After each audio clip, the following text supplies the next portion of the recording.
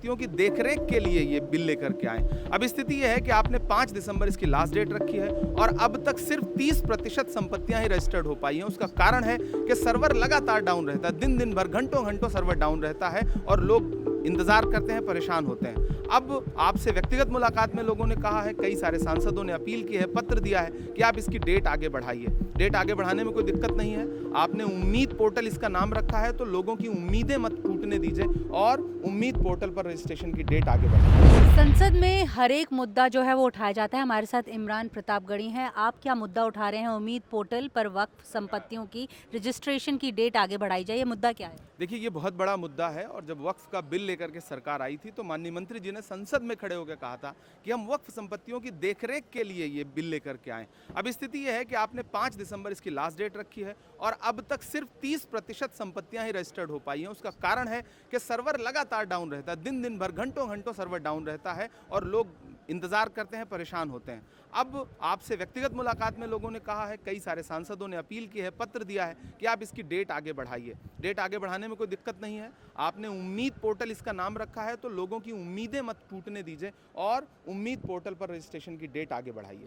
ये दिक्कत जो है वो किन राज्यों में आ रही है? कोई स्पेसिफिक? सारे राज्यों में, जनपदों में जहां लोग ट्राई कर रहे हैं, कई घंटे सर्वर डाउन रहता है। इतनी ज्यादा संपत्तियां रजिस्टर्ड होनी है, सबको डिजिटलाइज करना है। टोटल कितनी होनी है? हजारों लाखों संपत्तियां हैं जो डिजिटलाइज होनी है, रजिस्टर्ड होनी है, लेकिन 30% हो पाई हैं, 70% बाकी है। इसको मंत्री जी खुद स्वीकार कर रहे हैं। तो 70% संपत्तियां छूट जाएं, इससे बेहतर है कि आप उसकी डेट आगे बढ़ा दीजिए ताकि लोगों की उम्मीदें ना टूटें। आपने केंद्र सरकार में किसी से बात की इसके? माननीय मंत्री जी से बहुत सारे लोगों ने बात की, सिर्फ मैंने ही नहीं।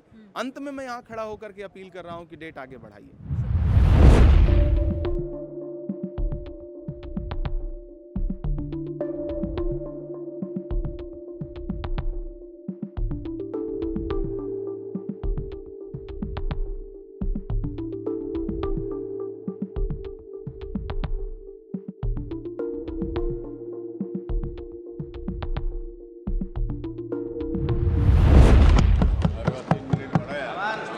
धन्यवाद सभापति महोदय। हम ही को कातिल कहेगी दुनिया, हमारा ही कत्लेआम होगा। हम ही कुएं खोदते फिरेंगे, हम ही पे पानी हराम होगा। सभापति महोदय, सन 1947 में दिल्ली की जामा मस्जिद की तारीखी सीढ़ियों पर खड़े होकर के भारत रत्न मौलाना अबुल कलाम आजाद साहब ने कहा था कि मुसलमानों कहां जा रहे हो, यह है तुम्हारा मुल्क, यहां तुम्हारे आबाओ अजदाद की कब्रें हैं। उस वक्त मौलाना आजाद की ये सदाएं सुन करके लोगों ने अपने सरों की गठरियां उतार करके रख दी थी। आज उसी दिल्ली में मौजूद देश की संसद में एक बिल आया है जो हमसे उसी जामा मस्जिद की सीढ़ियों के सबूत मांगेगा, जो उन्हीं सीढ़ियों के पास अपनी कब्र में सोए हुए मौलाना आजाद को फिर से कब्र से सदा देनी पड़ेगी कि ये जो कब्र है वो मेरी कब्र है, ये किसी सरकार की जागीर नहीं है। सभापति महोदय, मैं जहां खड़ा हूं इसी संसद भवन के सामने सड़क के उस पार अपनी कब्र में सोए हुए भारत के पूर्व राष्ट्रपति फखरुद्दीन अली अहमद की कब्र है। शायद अब उस कब्र से भी सदाएं आए कि ये कब्र मेरी कब्र है, ये सरकार की जागीर नहीं है।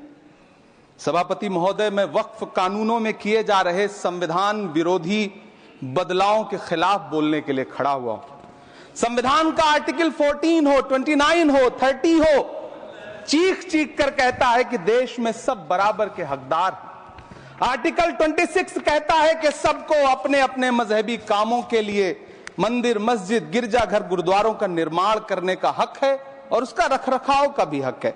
लेकिन डॉक्टर बाबा साहब अंबेडकर के संविधान को हर दिन कुचलने वाली ये सरकार देश के मुसलमानों से नफरत में इतनी अंधी हो गई है कि खुलेआम देश की संसद में देश सरकार के माइनॉरिटी मिनिस्टर साहब और होम मिनिस्टर साहब झूठ बोलते हैं और देश को गुमराह करते हैं। झूठ शब्द असत्य बोलते हैं। सरकार ने इस बिल का नाम उम्मीद रखा है।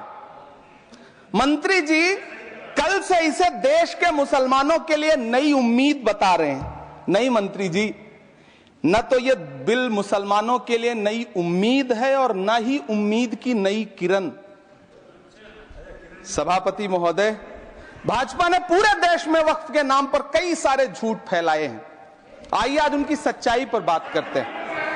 वक्फ ट्रिब्यूनल को ऐसे बताया जाता है जैसे वक्फ ट्रिब्यूनल कोई मजहबी खाप पंचायत हो। सभापति महोदय, जबकि सच्चाई यह है कि वक्फ ट्रिब्यूनल भी तो सरकारी न्यायिक विभाग है, जिसमें सरकार द्वारा नियुक्त जज होते हैं, जिसमें प्रशासनिक अधिकारी होते हैं, कहीं ऊपर से थोड़ी आ गए। सभापति महोदय, देश के गृह मंत्री जी ने इसी सदन में कहा कि वक्फ ट्रिब्यूनल के फैसले के खिलाफ कोई कोर्ट नहीं जा सकता, जबकि सच यह है कि वक्फ एक्ट 1995 की धारा 83(9) के तहत हाई कोर्ट वक्फ ट्रिब्यूनल के फैसले की न सिर्फ समीक्षा कर सकता है बल्कि उसे बदल भी सकता है। सच तो यह है कि वक्फ बोर्ड खुद अपनी जमीनों के लिए कई सारी कोर्ट में मुकदमे लड़ रहा है। सभापति महोदय, दिल्ली की जिन 123 संपत्तियों को लेकर कल माइनॉरिटी मिनिस्टर, होम मिनिस्टर साहब और अभी आदरणीय नेता सदन बात कर रहे थे, आइए उनकी सच्चाइयों पे भी बात करते हैं।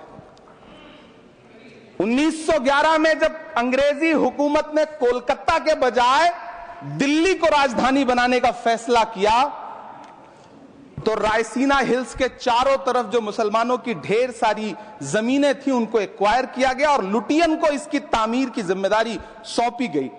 सेंट्रल विस्टा की तरह लुटियन जोन का मेगा प्लान तैयार हुआ, लेकिन उस वक्त के मुसलमानों ने उस वक्त की अंग्रेजी हुकूमत से अपनी इबादत गाहों को बचाने के लिए लड़ाई लड़ी।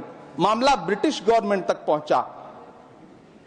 तब यह तय हुआ कि वो जो धार्मिक स्थल हैं उन्हें जस का तस रहने दिया जाएगा। इंडिया गेट के बगल वाली मस्जिद हो, जाप्तागंज, सुनहरी बाग मस्जिद हो, पार्लियामेंट रोड वाली मस्जिद हो, ऐसी 123 संपत्तियों के मैनेजमेंट के लिए 1913 में मुसलमान वक्फ वैलिडेशन एक्ट बना और उसके बाद एक नया शहर बसाया गया जिसे लुटियंस जोन का नाम दिया गया। फिर 1943-45 के बीच एक और समझौता हुआ आजादी से पहले, उसके तहत काफी सारी वक्फ जायदादों को सुन्नी मजलिस औकाफ बनाकर उसके अंडर किया गया ताकि उसकी देखरेख की जा सके। गृह मंत्री जी 2 दिन से सदन में जो बात कह रहे हैं वो दरअसल 123 संपत्तियां उसी सुन्नी मजलिस औकाफ के तहत आती है। सभापति महोदय, आजाद भारत आजाद हुआ। आजादी के बाद भारत में 1954 में वक्फ एक्ट लागू हुआ, जिसकी धारा 9 के तहत 1964 में केंद्रीय वक्फ काउंसिल का गठन हुआ। दिल्ली की वही 123 प्रॉपर्टीज को 1970 में सर्वे गजट करके गजट नोटिफाई किया गया। इसके निपटारे के लिए पूर्व प्रधानमंत्री इंदिरा जी के द्वारा 1974 में एक बर्नी कमेटी बनाई गई। बर्नी कमेटी ने 1976 में इन 123 संपत्तियों को दिल्ली वक्फ बोर्ड की संपत्ति होने की रिपोर्ट सौंपी। उस रिपोर्ट के आधार पर 1984 में कांग्रेस सरकार ने उन 123 प्रॉपर्टीज को दिल्ली वक्फ बोर्ड को सौंपने का फैसला किया, जिसके खिलाफ विश्व हिंदू परिषद कोर्ट गई। मामला 2011 तक पेंडिंग रहा। फिर 2011 में कोर्ट ने सरकार को आदेशित किया कि इसका निपटारा करो।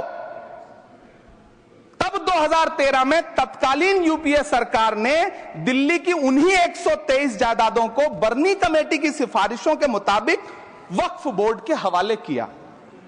यही वो प्रॉपर्टीज हैं जिनके नाम से गृह मंत्री जी कल से कांग्रेस को कोस रहे हैं।